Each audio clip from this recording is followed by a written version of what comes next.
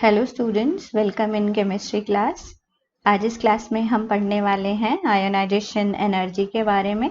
Ionisation energy क्या होती है, आयोनाइजेशन एनर्जी किन किन फैक्टर्स पे डिपेंड करेगी और आयोनाइजेशन एनर्जी किस तरह से वेरी करेगी along the period and down the group. तो आयोनाइजेशन एनर्जी एक इम्पॉर्टेंट पीरियोडिक प्रॉपर्टी है जिसको जानना आपके लिए बहुत ज़रूरी है, क्योंकि आपको अगर एलिमेंट्स की प्रॉपर्टीज को प्रेडिक्ट करना है तो आपको पता होना चाहिए उनकी आयोनाइजेशन एनर्जी के बारे में। तो ये आयोनाइजेशन एनर्जी करने से पहले हमें इलेक्ट्रॉन्स की डिस्ट्रीब्यूशन किस तरह से होएगी किसी भी एटम में वो पता होना चाहिए। तो हमें पता है बच्चों कि किसी भी एटम में न्यूक्लियस होता है विच इज पॉजिटिवली चार्ज्ड और इलेक्ट्रॉन्स उस न्यूक्लियस के चारों ओर प्रेजेंट होते हैं इन टू डिफरेंट शेल्स। अब सपोज हमारे पास ये जो है के शेल, एल शेल और एम शेल है और इनमें क्या प्रेजेंट है, इलेक्ट्रॉन्स। अब इलेक्ट्रॉन्स नेगेटिवली चार्ज होते हैं और न्यूक्लियस पर क्या है, पॉजिटिव चार्ज। तो ये positively charge nucleus in electrons को अपनी तरफ क्या करके रखेगा, अट्रैक्ट करके रखेगा। यहाँ हम ऐसे समझ सकते हैं बच्चों कि there is electrostatic force of attraction between these electrons and the nucleus. अब ये जो इलेक्ट्रोस्टैटिक फोर्स ऑफ अट्रैक्शन होता है ना, ये क्या होता है, स्ट्रॉन्ग फोर्स होता है। तो मतलब क्या हुआ कि ये इलेक्ट्रॉन्स जो हैं न्यूक्लियस से बॉन्डेड हैं, न्यूक्लियस से जुड़े हुए हैं, न्यूक्लियस की तरफ अट्रैक्टेड हैं bye strong force of attraction. अब इस अट्रैक्टिव फोर्स को अगर हमें तोड़ना है तो क्या करना पड़ेगा, हमें बाहर से एनर्जी देनी पड़ेगी। अब बच्चों ये ह्यूमन नेचर है कि हम चाहते हैं ना कि जितने कम में हमारा काम बन जाए, हमें किसी को कम से कम देना पड़े और हमारा काम बन जाए। तो सेम जो कंसेप्ट है वो यहाँ पर भी लगता है। कैसे कैसे आप कहोगे, अब हमें यहाँ से इलेक्ट्रॉन्स निकालने के लिए एनर्जी देनी पड़ेगी, हमें इस इलेक्ट्रोस्टैटिक फोर्स ऑफ अट्रैक्शन को तोड़ना पड़ेगा। तो आपको पता है ये जो फर्स्ट शेल में मान लो इलेक्ट्रॉन है, ये न्यूक्लियस के बहुत नजदीक है, तो इसमें फोर्स ऑफ अट्रैक्शन काफी ज्यादा होगा और अगर हमें इस इलेक्ट्रॉन का यहाँ से निकालना है तो हमें बहुत ज्यादा एनर्जी की जरूरत पड़ेगी। तो हम क्या करते हैं, हम चाहते हैं कि कम से कम एनर्जी देके इलेक्ट्रॉन बाहर निकल जाए। तो कौन से इलेक्ट्रॉन को हम पहले निकालेंगे, जो न्यूक्लियस से सबसे दूर होगा या जिस पर फोर्स ऑफ अट्रैक्शन सबसे कम होगा। तो जनरली हम वैलेंस इलेक्ट्रॉन्स को या जो आउटरमोस्ट शेल्स में इलेक्ट्रॉन प्रेजेंट होते हैं उनको पहले निकालते हैं, या जो न्यूक्लियस से बहुत कम फोर्स से जुड़े हुए होते हैं ना, उनको हम पहले निकालते हैं। तो क्योंकि हमारे पास यहाँ पर ये आउटरमोस्ट शेल में ये वाला इलेक्ट्रॉन प्रेजेंट है, तो इसको निकालने के लिए हम क्या करेंगे, बाहर से एनर्जी देंगे।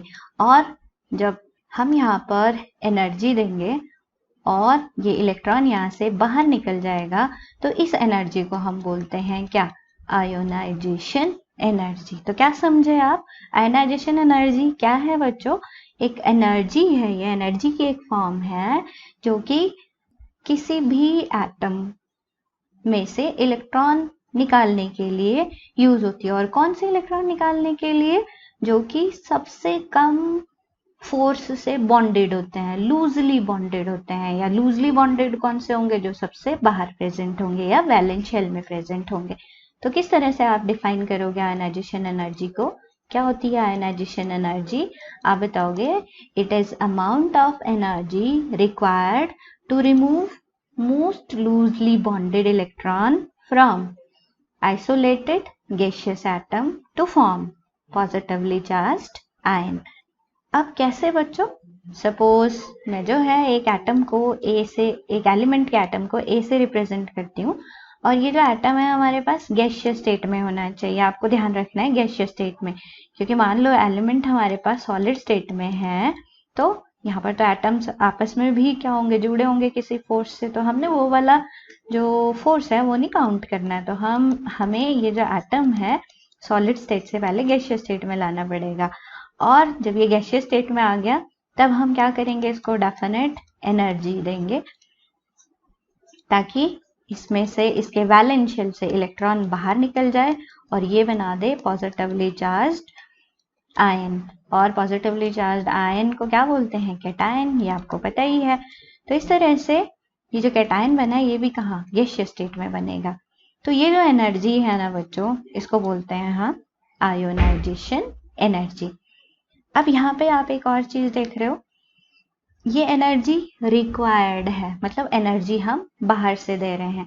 तो ये जो पूरी रिएक्शन है एक तरह से कि गैसीय स्टेट में कोई एटम ए है और वो आयन्स में चेंज हो जा रहा, तो ये जो रिएक्शन है हम कहेंगे ये रिएक्शन कैसी है? एंडोथर्मिक है। अब ये एंडोथर्मिक और एक्सोथर्मिक रिएक्शंस क्या होती हैं, पहले आपको ये भी पता होना चाहिए बच्चों। तो एंडोथर्मिक रिएक्शंस वो रिएक्शंस होती हैं जिनमें हीट क्या होती है? जिनमें हीट एब्जॉर्ब होती है।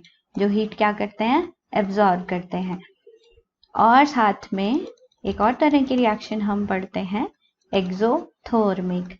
एक्सोथर्मिक रिएक्शंस वो रिएक्शंस होती हैं जो कि हीट क्या करती हैं?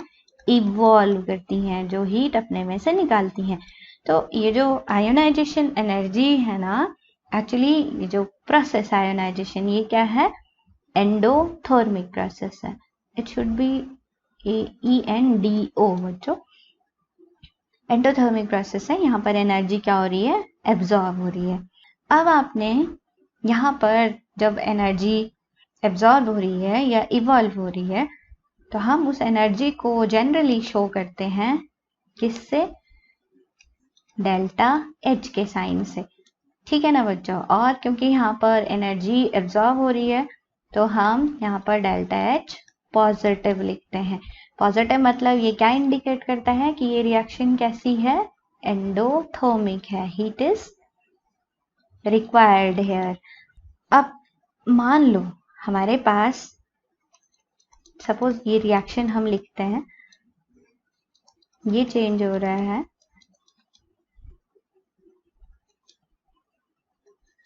गैसीय स्टेट में, तो डेल्टा H हम क्या लिखेंगे इसके लिए? पॉजिटिव, मतलब हीट इज रिक्वायर्ड है, प्लस यहाँ से इलेक्ट्रॉन बाहर निकल जाएगा।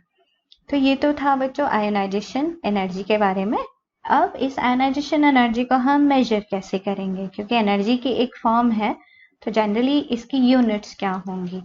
तो आयोनाइजेशन एनर्जी को हम मेजर करते हैं या तो इलेक्ट्रॉन वोल्ट पर एटम में मेजर करेंगे, या हम मेजर करते हैं किलो जूल पर मोल में, या हम मेजर करते हैं किलो कैलोरीज पर मोल में।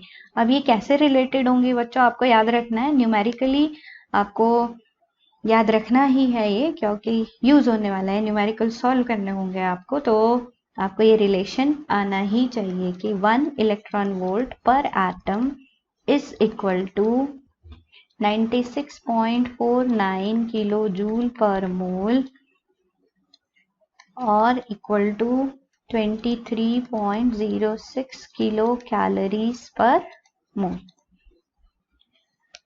अब बच्चों हम बात करेंगे सक्सेसिव आयोनाइजेशन एनर्जी की। अब ये सक्सेसिव आयोनाइजेशन एनर्जी से हमारा क्या मतलब हुआ? अब आयोनाइजेशन एनर्जी तो आपको पता लग गई क्या होती है। Energy required to remove most loosely bonded electron from isolated gaseous atom. मान लो मेरे पास सोडियम है और मैं इससे एक इलेक्ट्रॉन निकालकर Na पॉजिटिव आयन में कन्वर्ट कर देती हूँ, तो यहाँ पर जो भी एनर्जी रिक्वायर्ड होगी उसको हम क्या बोलेंगे? Ionisation energy. और क्योंकि फर्स्ट इलेक्ट्रॉन निकल रहा है तो मैं इसको फर्स्ट आयोनाइजेशन एनर्जी बोल दूंगी। अब सपोज यहाँ से हमने Na पॉजिटिव इसको फिर से एनर्जी दी और एक और इलेक्ट्रॉन निकाल दिया, तो अब दूसरा इलेक्ट्रॉन निकालने के लिए जो एनर्जी दी गई that is second ionization energy बोल देंगे हम उसको। इसी तरह से मान लो हम N2 पॉजिटिव इसको फिर से एनर्जी देते हैं और यहाँ से एक और इलेक्ट्रॉन निकाल देते हैं, तो अब हम बोलेंगे the energy given to remove the electron is third ionisation energy. इस तरह से बच्चों एक के बाद एक इलेक्ट्रॉन निकालने के लिए जो एनर्जी देते हैं ना, उसको बोलते हैं हम successive ionization energy. Energy required to remove electrons one after other. That is successive ionization energy. अब आपने यहाँ पर एक चीज ध्यान रखनी है, जो सक्सेसिव आयोनाइजेशन एनर्जी होती है ना, वो पहले वाले से हमेशा ज्यादा होती है। कैसे? जैसे मान लो थर्ड आयोनाइजेशन एनर्जी यहाँ पे है, तो that will be always greater than second ionization energy, और सेकेंड जो है वो हमेशा ज्यादा होगी किससे? फर्स्ट आयोनाइजेशन एनर्जी से। ये हमेशा याद रखना है आपने। अब क्यों? एक्चुअली जब हमने फॉर एग्जाम्पल इसी के अंदर एक्सप्लेन करते हैं, यहाँ पर अगर बच्चों आप नंबर ऑफ प्रोटॉन्स की बात करें तो हर बार नंबर ऑफ प्रोटॉन्स 11, यहाँ पर भी 11 और यहाँ पर भी 11 ही रहने वाले हैं। लेकिन इलेक्ट्रॉन्स की बात करें तो यहाँ पे 11 इलेक्ट्रॉन थे, यहाँ पे 10 और यहाँ पे सिर्फ 9 ही रह गए। आप इमेजिन कर सकते हो, यहाँ पर 11 इलेक्ट्रॉन्स थे, यहाँ पर मैं इसको बजाय यहाँ लिखने के इस साइड लिख दे रही हूँ, इधर 11 इलेक्ट्रॉन्स थे, यहाँ पर रह गए 10 इलेक्ट्रॉन्स और यहाँ पे रह गए सिर्फ कितने? 9 इलेक्ट्रॉन्स। अब बच्चों आप सोच सकते हैं, जब 11 प्रोटॉन्स को 11 इलेक्ट्रॉन्स को अट्रैक्ट करना पड़ रहा था, इक्वल फोर्स ऑफ अट्रैक्शन था और एनर्जी रिमूव इलेक्ट्रॉन निकालने के लिए यहाँ पे एक डेफिनेट एनर्जी चाहिए होती थी। लेकिन जब यहाँ पर 11 प्रोटॉन्स को 10 इलेक्ट्रॉन्स को अपनी तरफ खींचना पड़ रहा, तो इमेजिन यहाँ पे हर एक इलेक्ट्रॉन पे फोर्स ऑफ अट्रैक्शन क्या हो गया होगा? बढ़ गया होगा, इसलिए आयोनाइजेशन एनर्जी ज्यादा हो गई।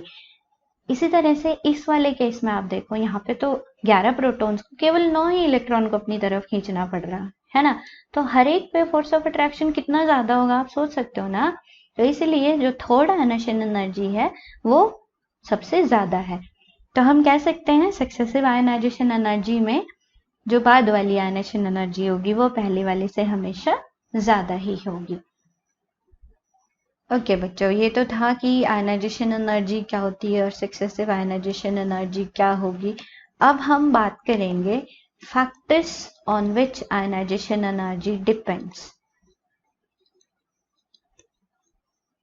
किन फैक्टर्स पर आयोनाइजेशन एनर्जी डिपेंड करती है? अब ऐसे कौन से फैक्टर्स होंगे जिन पर आयोनाइजेशन एनर्जी डिपेंड करेगी?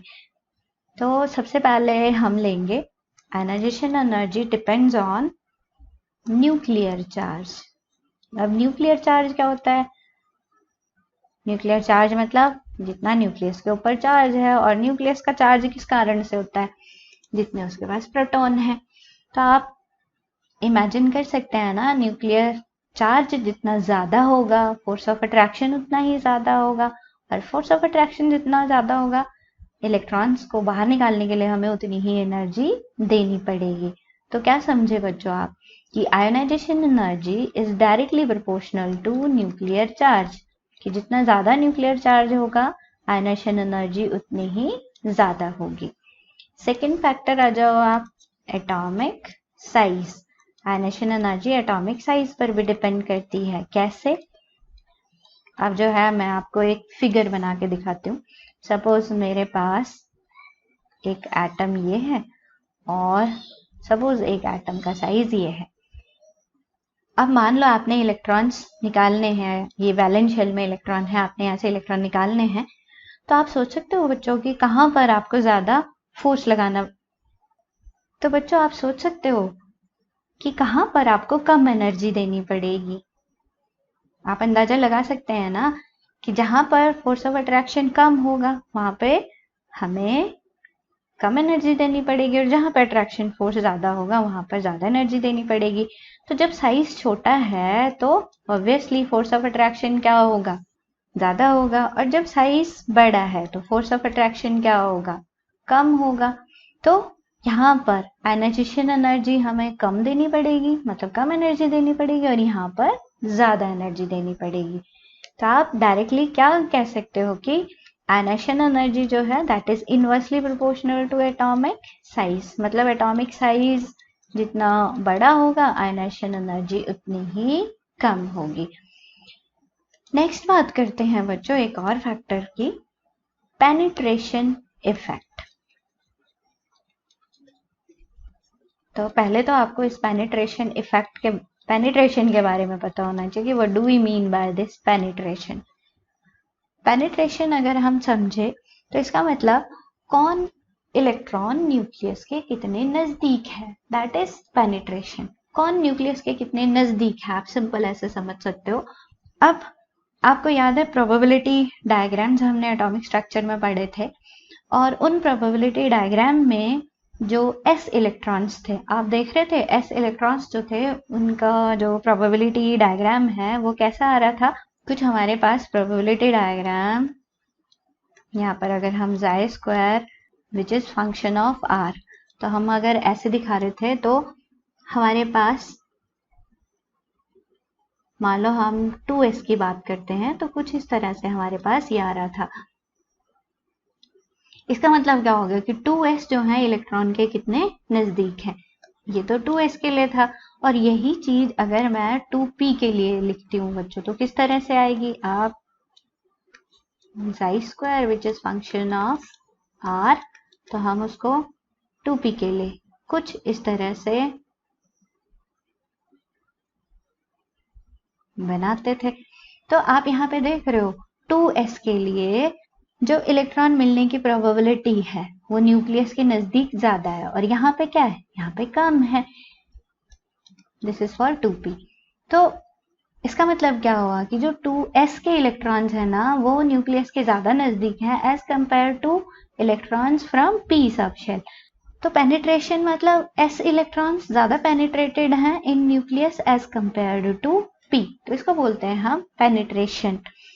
कौन इलेक्ट्रॉन न्यूक्लियस के कितने नजदीक है। और जनरली आपने क्या ट्रेंड याद रखना है कि जो s इलेक्ट्रॉन्स हैं they are more penetrated in nucleus than p, और p ज्यादा पेनिट्रेटेड होते हैं एज कंपेयर टू d, और d ज्यादा पेनिट्रेटेड होते हैं एज कंपेयर टू f। अब जो न्यूक्लियस के जितने नजदीक होगा ना बच्चों उस पर अट्रैक्शन उतनी ही ज्यादा होगी, या उसमें से अगर अट्रैक्शन ज्यादा है तो उसमें से इलेक्ट्रॉन निकालना उतना ही मुश्किल होगा। तो इसका मतलब हम कह सकते हैं ना कि अगर s इलेक्ट्रॉन्स हमने निकालने हैं तो उनके लिए हमें ज्यादा एनर्जी चाहिए एज कंपेयर टू p, और p और d में p को हमें ज्यादा एनर्जी, p इलेक्ट्रॉन्स निकालने के लिए ज्यादा एनर्जी देनी पड़ेगी, और d और f में भी इसी तरह से d इलेक्ट्रॉन्स को निकालने के लिए ज्यादा एनर्जी देनी पड़ेगी। समझ गए ना आप। मान लो हम 3s 3p और 3d में हमारे पास इलेक्ट्रॉन्स हैं। अब हमने इलेक्ट्रॉन निकालने हैं तो हम आसानी से कहाँ से निकाल पाएंगे, जो जितना कम पेनिट्रेटेड होगा। और यहाँ से आप समझ रहे हो कम पेनिट्रेटेड कौन सा है, d, तो हम 3d में से इलेक्ट्रॉन पहले निकालेंगे, ठीक है ना, एज कंपेयर टू 3s। तो आयनाइजेशन एनर्जी इस बात पर भी डिपेंड करती है कि इलेक्ट्रॉन किस सबशेल में प्रेजेंट है, और s के लिए ये आयनाइजेशन एनर्जी सबसे ज्यादा, फिर p, फिर d और फिर f। नेक्स्ट फैक्टर बात करेंगे बच्चों हम स्क्रीनिंग इफेक्ट की। आप सबसे पहले ये समझते हैं कि ये स्क्रीनिंग क्या होता है। अब एक्चुअली बच्चों ये जो स्क्रीनिंग है ना हमारे पास, ये आता है मल्टी इलेक्ट्रॉन एटम्स में। अब मल्टी इलेक्ट्रॉन एटम्स में किस तरह से स्क्रीनिंग इफेक्ट आएगा पहले आपको समझना पड़ेगा। अब हमारे पास मान लो बच्चों एक मल्टी इलेक्ट्रॉन एटम है, उसमें सपोज ये न्यूक्लियस है और न्यूक्लियस के चारों ओर इलेक्ट्रॉन इस तरह से प्रेजेंट हैं इन डिफरेंट शेल्स, सब shells and orbitals.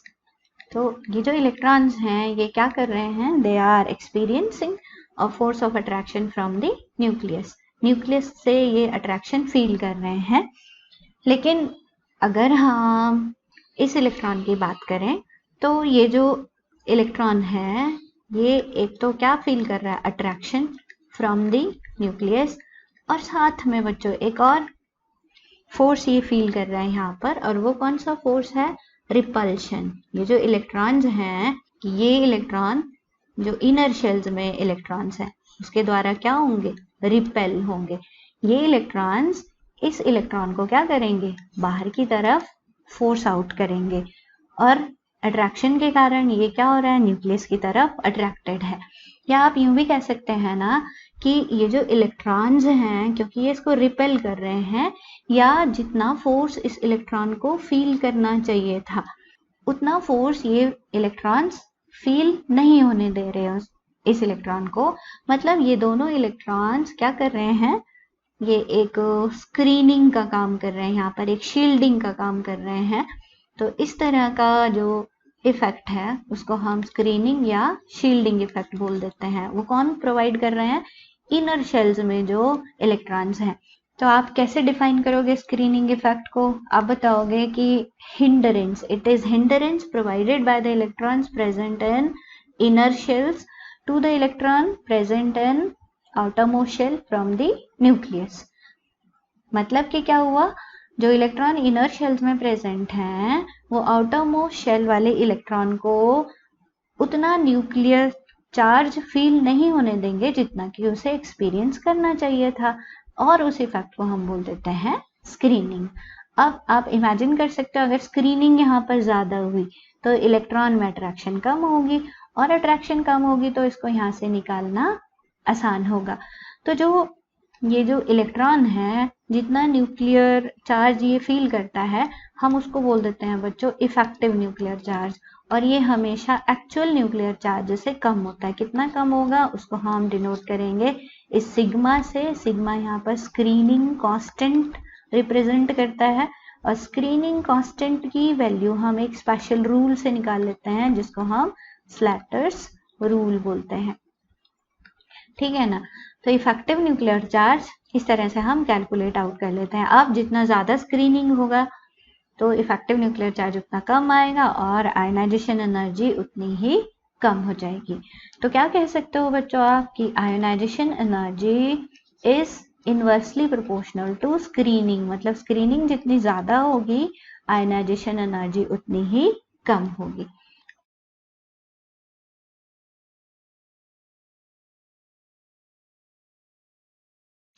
Next factor की बात करते हैं, दैट इज इलेक्ट्रॉनिक कॉन्फ़िगरेशन। अब इलेक्ट्रॉनिक कॉन्फ़िगरेशन पे किस तरह से आयोनाइजेशन एनर्जी डिपेंड करेगी। अब बच्चों जब हम इलेक्ट्रॉनिक कॉन्फ़िगरेशन पढ़ रहे थे तो हमने एक चीज पढ़ी थी वहां पर कि जो हाफ फिल्ड और फुल फिल्ड कॉन्फ़िगरेशन होते हैं वो क्या होते हैं, वो एक्स्ट्रा स्टेबल होते हैं। और अगर वो एक्स्ट्रा स्टेबल होते हैं तो सोचो जो ज्यादा स्टेबल होगा उसको तोड़ने के लिए हमें ज्यादा एनर्जी देनी पड़ेगी। इसका मतलब आयोनाइजेशन एनर्जी ज्यादा होगी। तो हाफ फिल्ड और फुल फिल्ड कॉन्फ़िगरेशंस की जनरली आयोनाइजेशन एनर्जी ज्यादा होती है। और आपने एक ट्रेंड याद रखना है कि अगर डी सबशेल में इलेक्ट्रॉन प्रेजेंट है तो हाफ फिल्ड अगर वो है तो उसकी स्टेबिलिटी कम होगी than P3 less than D10 less than P6। ये जो है स्टेबिलिटी ऑर्डर है P6, इसकी स्टेबिलिटी सबसे ज्यादा होगी। और अगर P6 फुलफिल्ड कॉन्फ़िगरेशन है तो वहां पर एनर्जी हमें ज्यादा देनी पड़ेगी। तो इस तरह से ये तो था बच्चों फैक्टर्स, जिन फैक्टर्स पे आयोनाइजेशन एनर्जी डिपेंड करती है। अब बात करते हैं वेरिएशन की, वेरिएशन इन आयोनाइजेशन एनर्जी। अब किस तरह से आयोनाइजेशन एनर्जी वेरी करेगी, तो फर्स्ट लेते हैं अलोंग द पीरियड। अब पीरियड में अगर हम मूव करते हैं तो किस तरह से आयोनाइजेशन एनर्जी वेरी करेगी।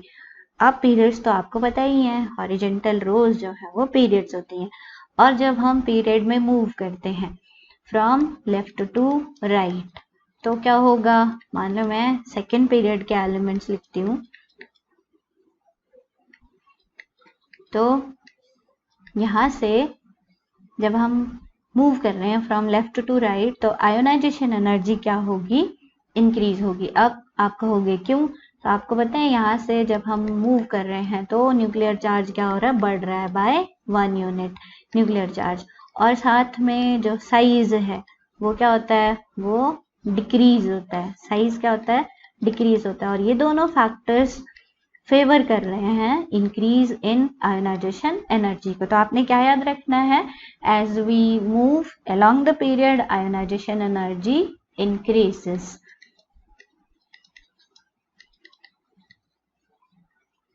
फिर नेक्स्ट बात करते हैं बच्चों डाउन द ग्रुप। अगर हम ग्रुप में मूव करते हैं तो किस तरह से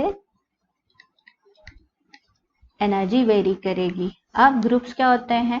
ग्रुप्स होते हैं वर्टिकल कॉलम्स। अब कॉलम्स में मूव करेंगे तो क्या होगा? आपको पता है साइज क्या होता है? इंक्रीज होता है। अब सपोज मेरे पास जो है ग्रुप 17 के एलिमेंट्स हैं और फ्लोरीन, क्लोरीन, ब्रोमीन, आयोडीन, एस्टेटीन। तो यहाँ पर नंबर ऑफ शेल्स बढ़ते हैं। यहाँ पे 2 शेल, 3 शेल, 4, 5, 6 इस तरह से। तो नंबर ऑफ शेल्स बढ़ेंगे तो आयोनाइजेशन एनर्जी क्या होगी? साइज बढ़ेगा और आयोनाइजेशन एनर्जी डिक्रीज होगी। हालांकि आप कहोगे कि यहाँ पे जो है न्यूक्लियर चार्ज भी तो बढ़ रहा है, लेकिन न्यूक्लियर चार्ज बढ़ रहा है साथ में हमारा स्क्रीनिंग भी तो बढ़ रहा है बच्चों। और ये दोनों जो है increase in nuclear charge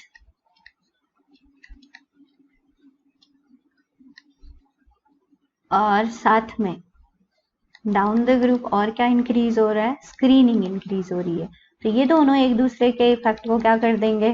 counter balance कर देंगे, बैलेंस कर देंगे एक दूसरे के इफेक्ट को। तो रह गया सिर्फ इंक्रीज इन साइज का इफेक्ट, और साइज इंक्रीज हो रहा है तो आयनाइजेशन एनर्जी क्या होगी? डिक्रीज होगी। तो ये तो था बच्चों वेरिएशन इन साइज।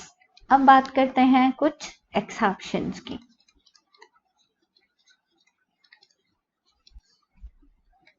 फर्स्ट बच्चों आपने याद रखना है ionisation energy of beryllium is more than boron, magnesium is more than aluminium, और साथ में calcium is more than gallium.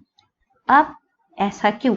जबकि हम अगर ये आपके पास second period, third period, fourth period के एलिमेंट्स हैं, तो ऐसा क्यों हो रहा है? आपके पास बेरिलियम पहले आता है, बोरोन बाद में आता है। बोरोन का साइज छोटा होगा तो आयनाइजेशन एनर्जी ज्यादा होनी चाहिए थी, लेकिन यहाँ पर तो मैं बेरिलियम की आयनाइजेशन एनर्जी ज्यादा लिख रही हूँ। सेम इसमें भी ये एक्चुअली आपके ये सेकेंड पीरियड के एलिमेंट हैं, ये हमारे थर्ड पीरियड के, और ये जो है फोर्थ पीरियड के एलिमेंट हैं। तो ऐसा क्यों हो रहा है? तो अगर आप इनका कॉन्फ़िगरेशन देखोगे तो आपको आंसर यहाँ से मिल जाएगा। बेरिलियम का कॉन्फ़िगरेशन अगर हम देखते हैं तो इट इज 1s2 2s2, और बोरोन का 1s2 2s2 2p1।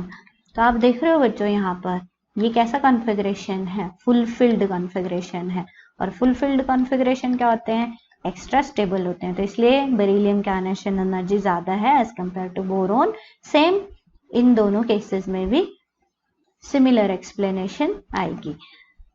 दूसरा लेंगे हम nitrogen more than oxygen, similarly phosphorus has more than sulphur, arsenic has more than selenium. अब ऐसा क्यों? ये भी हम एक पीरियड में अगर मूव कर रहे हैं तो इसका आंसर भी बच्चों इनके कॉन्फ़िगरेशन में ही है। अगर आप नाइट्रोजन का कॉन्फ़िगरेशन देखते हैं तो 1s2 2s2 2p3, और ऑक्सीजन का 1s2 2s2 2p4। क्या ऑब्जर्व कर रहे हैं आप? कॉन्फ़िगरेशन आप देख रहे हो ना, यहाँ पर किस तरह का कॉन्फ़िगरेशन आ रहा है मेरे पास? Half filled. अब ये हाफ फिल्ड कॉन्फ़िगरेशन है तो एक्स्ट्रा स्टेबल है, और एक्स्ट्रा स्टेबल है तो इसलिए आयनाइजेशन एनर्जी इसकी ज्यादा है। सेम इनको भी आप इसी तरह से एक्सप्लेन करोगे। नेक्स्ट एक्सेप्शन ले लेते हैं बच्चों। अब अगर हम ग्रुप की बात करें तो ग्रुप 13 में ये एक्सेप्शनल बिहेवियर आता है। ग्रुप 13 में हमारे पास आ जाते हैं members boron, aluminium, gallium, indium and thallium. अब बच्चों यहाँ पर down the group ionisation energy क्या पढ़ा हमने? डिक्रीज होती है। लेकिन यहाँ पर आप एक्सेप्शनल बिहेवियर ऑब्जर्व करोगे कि आयनाइजेशन एनर्जी जो गैलियम है उसकी आयनाइजेशन एनर्जी ज्यादा होती है देन एल्यूमिनियम, और इसी तरह से थैलियम की आयनाइजेशन एनर्जी ज्यादा होती है इंडियम से। अब ऐसा क्यों? तो इसका आंसर भी बच्चों यहाँ पे इनके कॉन्फ़िगरेशन में ही है। अगर आप गैलियम का कॉन्फ़िगरेशन देखते हैं तो गैलियम में आउटर कॉन्फ़िगरेशन अगर मैं लिखती हूँ 4s2 3d10, और फिर एक इलेक्ट्रॉन एंटर करता है 4p में, तो before electron enters into 4p gradual filling of 3d takes place, और जो d सब शेल्स हैं वो पुअर स्क्रीनिंग होती है उनकी, और पुअर स्क्रीनिंग के कारण effective nuclear charge valence shell के इलेक्ट्रॉन पे इंक्रीज हो जाता है, जिसके कारण साइज कम होगा और आयनाइजेशन एनर्जी बढ़ जाएगी। सेम यहाँ पर भी, यहाँ पर इलेक्ट्रॉन्स 4f में भरे जाते हैं, 4f में, और 4f के कारण यहाँ पर भी आता है हमारे पास पुअर स्क्रीनिंग, और पुअर स्क्रीनिंग के कारण साइज कम हो जाएगा, साइज कम होगा तो आयनाइजेशन एनर्जी इंक्रीज हो जाएगी। तो ये जो सीक्वेंस है ना बच्चों, ये कुछ इस तरह से आ जाता है बोरोन फैमिली का। Boron has more ionisation energy than thallium, has more than gallium, has more than aluminium, has more than indium. So this is the sequence of ionization, decrease in ionization energy of group 13 elements. So that's all about exceptional behavior in ionization energy. I hope आपको समझ आ गया होगा, और अगर आपको कोई भी problem आती है बच्चों तो आप मुझे कमेंट कर सकते हैं। So keep watching. Thank you.